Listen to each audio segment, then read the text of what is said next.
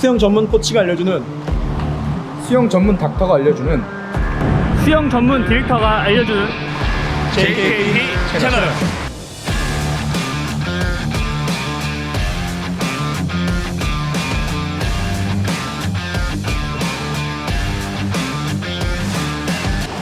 오늘은 자유형 하이엘보에 대해 알아볼 텐데요. 자유형 하이엘보가 뭔지 영상으로 보러 가시죠.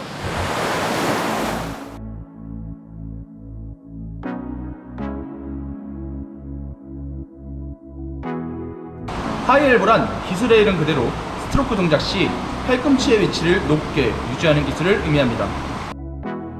연구자 혹은 코치들마다 조금은 다르지만 보편적으로 자유형 스트로크 동작은 글라이딩, 풀, 푸시 및 리커버리의 4단계로 구분할 수 있는데요.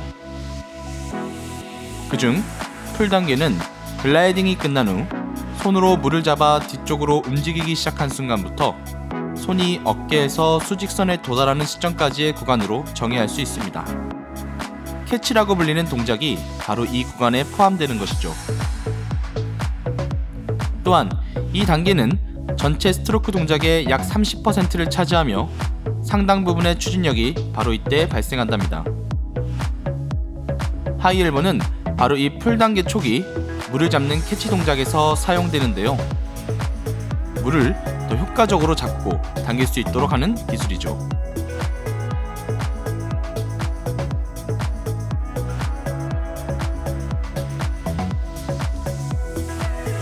하이엘보를 해야 하는 첫 번째 이유는 이전에 롤링을 해야 하는 이유와 마찬가지로 더욱 파워풀한 스트로크를 위해서입니다.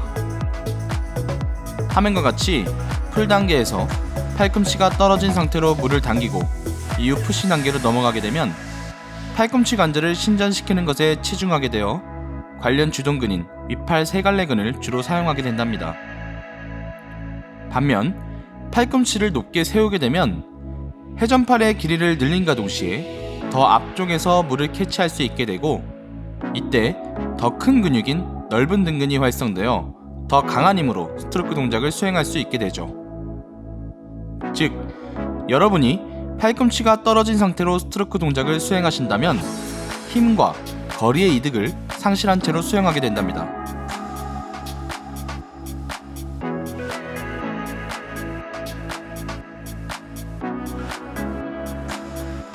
하이엘보를 해야 하는 두 번째 이유는 올바른 추진 방향을 설정하기 위해서입니다. 이 부분에서 보다 자세한 이해를 돕기 위해서는 항력에 대한 이해가 필요한데요. 항력이란 물체가 유체 안에서 움직일 때 운동 방향의 반대 방향으로 작용하는 유체의 힘을 의미합니다. 우리가 수영할 때 앞으로 나아가는 것이 바로 이 항력에 의해 가능한 것이랍니다. 보고 계신 화면의 좌측은 풀 단계에서 하이엘보를 사용하지 못한 사례이며 우측은 풀 단계에서 하이엘보를 올바르게 사용한 사례입니다. 좌측과 같이 하이엘보가 되지 않은 상태로 스트로크 동작을 구사하게 되면 항력의 방향이 위쪽으로 향하게 되는 것을 알 수 있습니다. 즉, 전방을 향한 추진에 손해를 보게 되는 것이죠. 그러나 하이엘보 기술을 올바르게 사용하면 전환과 손에 작용하는 항력의 방향이 수영하는 사람의 진행 방향과 동일한 방향을 이루게 됩니다.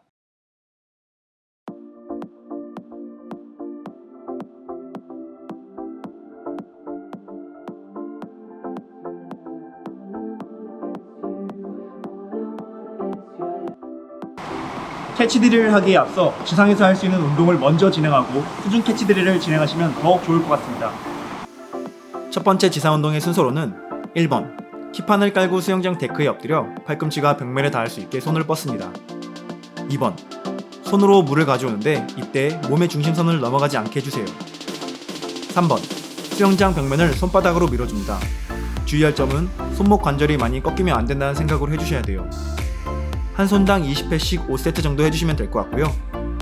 잘 안되시는 분들은 어깨와 팔꿈치가 유연한지부터 파악해주시면 좋을 것 같아요.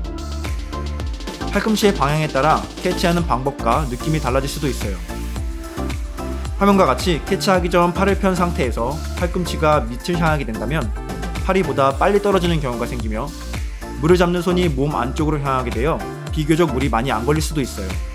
그러나 글라이딩이 충분히 이루어진다면 팔꿈치의 움직임이 조금 더 수월해지고 팔꿈치 방향이 살짝 위쪽을 향하게 되며 손이 바깥쪽으로 보다 쉽게 나가면서 물을 캐치하는데 이때 물이 조금 더 잘 걸리는 걸 느낄 수 있을 거예요. 물론 사람마다 차이가 있을 수 있습니다. 이 운동은 밴드를 이용하여 할 수도 있는데요. 밴드를 걸어놓고 앞의 동작을 영상처럼 진행해 주시면 돼요. 두 번째 연습은 수영장 데크의 옆으로 엎드려서 시작하는데요. 하는 순서로는 1번, 어깨와 팔꿈치가 떨어지지 않은 상태에서 물을 캐치해줍니다. 2번, 잡은 물을 그대로 광배근을 사용하여 끝까지 밀어줍니다. 이때 팔꿈치가 먼저 떨어지지 않게 같이 밀어주며 손목이 꺾이지 않도록 주의해주세요. 마찬가지로 한 손당 20회씩 5세트 정도 해주시면 될 것 같아요. 캐치드릴 중에는 저항을 이용해 감각을 느끼는 스컬이라는 훈련이 있는데요. 하는 방법으로는 팔꿈치가 서있고 고정이 되어 있는 상태에서 옆으로 누워있는 숫자 8을 그리는 훈련이에요.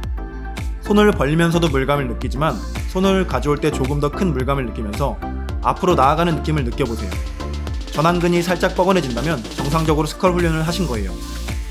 상체 감각을 익히는 훈련이기에 하체는 최소한의 킥으로 몸을 띄우거나 풀브이 혹은 킥판을 끼고 연습하시면 좋을 것 같아요. 다음 훈련으로는 피스트 스윙인데요. 주먹을 쥐고 수영을 하는 거예요. 이 훈련의 최종 목표는 전완근으로 물을 잡는 감각을 익히고 하이엘보의 중요성을 인식하는 것인데요. 주먹을 쥐고 수영을 하면 앞으로 나아가는 것은 쉽지 않지만 손을 폈을 때 보다 많은 양의 물이 손에 걸리게 되는데 그때의 감각을 익히는 연습이에요. 하는 방법으로는 여러 단계가 있는데요. 처음이라 잘 안 되시는 분들은 풀브이 또는 킥판을 다리에 낀 상태에서 주먹을 쥐고 스컬 훈련을 해보세요. 주먹을 쥐고 하셨다가 다시 펴고 하셨다가를 반복하면서 감각을 익혀보세요. 이 동작이 되면 다음 동작으로 주먹을 쥐고 수영을 할 건데요. 마찬가지로 풀브이나 킥판을 다리에 낀 상태로 풀 동작을 하는데 양팔의 왕복을 한 번으로 쳤을 때 한 번은 주먹 쥐고 한 번은 주먹을 펴고 하시는 거예요. 잘 되시는 분들은 이제 킥을 차면서 진행하면 되는데요. 중요한 것은 캐치할 때 어깨와 팔꿈치의 위치가 너무 밑에 있지 않게 하고 손목 관절이 꺾이지 않게 하며 팔꿈치와 손이 일자가 된 상태에서 풀 동작을 하시는 것이 중요해요. 다음은 하이엘보 캐치 드릴 연습인데요. 하는 순서로는 1번, 자형 발차기를 차면서 하이엘보를 세웠다가 다시 제자리로 돌아옵니다. 2번, 반대팔도 마찬가지로 똑같이 반복해주는데요. 이때 주의해야 할 점은 어깨와 팔꿈치가 너무 밑으로 가라앉지 않게 어느 정도의 위치를 유지한 상태에서 동작을 연습하셔야 좋아요. 하이엘보가 잘 되고 있는지 모르겠으면 가끔 시선을 들어서 확인해 주시고 감각을 익히는 거에 중점을 두고 연습하시면 좋을 것 같네요. 킥 스피드가 부족해서 가라앉는 분들은 오리발을 착용하셔도 됩니다. 이번에는 응용 드릴인데요. 하는 방법으로는 1번, 첫 번째 캐치 드릴처럼 하이엘보를 세우며 물을 잡은 상태에서 물이 새어나가지 않게 손끝에서 팔꿈치까지 일자를 만들어 주신 후 광배근을 이용하여 밀어줍니다. 2번, 반대팔도 똑같이 반복해 주는데요. 풀 동작 시 손 부분이 강하게 먼저 가거나 팔꿈치 부분이 먼저 가지 않게 주의해 주세요. 물을 캐치할 때는 어깨와 팔꿈치가 많이 떨어지지 않게 하며 손목 관절도 꺾이지 않도록 해주세요. 마찬가지로 킥 스피드가 부족해서 하체가 가라앉는 분들은 오리발을 착용하고 진행하셔도 괜찮습니다. 캐치 동작 중 팁을 드리자면 물을 캐치하는 동작에서 손이 처음부터 안쪽으로 들어오는 것보다는 처음에는 살짝 바깥 사선으로 누르면서 물을 잡아주면 물을 잡는 느낌을 조금 더 가져가실 수 있을 거예요. 물론 입영자들마다 차이가 있을 수는 있습니다. 오늘 설명한 캐치 드릴은 감각이 중요하기 때문에 급하지 않게 충분히 감각을 느끼면서 진행하시면 좋을 것 같아요. 또한 캐치하는 팔의 각도는 종목이나 거리 또는 입영자들마다 달라질 수 있으니 참고하시면 될 것 같아요.